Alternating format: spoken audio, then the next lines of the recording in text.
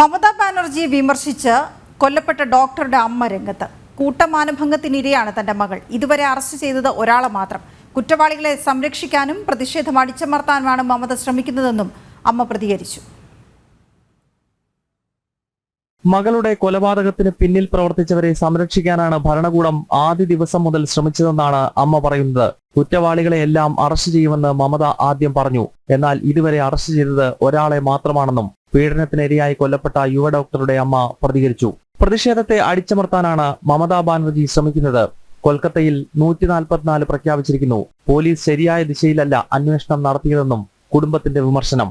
একটু ভালো কাজ করেনি, এমনকি এখন আমাদের সিএম যাতে প্রতিবাদটা বন্ধ করার চেষ্টা করছেন। আমার মনে হচ্ছে আজকে 144 ধারা জারি করে দিয়েছেন এখানে, যাতে মানুষ প্রতিবাদ করতে না পারে। ആദ്യം മകൾ ആത്മഹത്യ ചെയ്തുവെന്നാണ് ആശുപത്രി അധികൃതർ അറിയിച്ചത്. എന്നാൽ മൃതദേഹം കണ്ടപ്പോൾ വായിൽ നിന്നും കണ്ണിൽ നിന്നും ഉൾപ്പെടെ രക്തം ഒഴുകിയിരുന്നു. കൈകൾ ഒടിഞ്ഞ നിലയിലും ദേഹത്ത് കുറച്ച് വസ്ത്രം മാത്രമാണ് ഉണ്ടായിരുന്നതെന്നും അമ്മ വ്യക്തമാക്കി.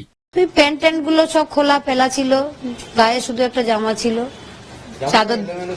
চাদর দিয়ে মোড়ানো ছিল, হাতটা এরকম ভাঙা ছিল, এখানে চোখ দিয়ে রক্ত পড়ছিল, মুখ দিয়ে রক্ত পড়ছিল।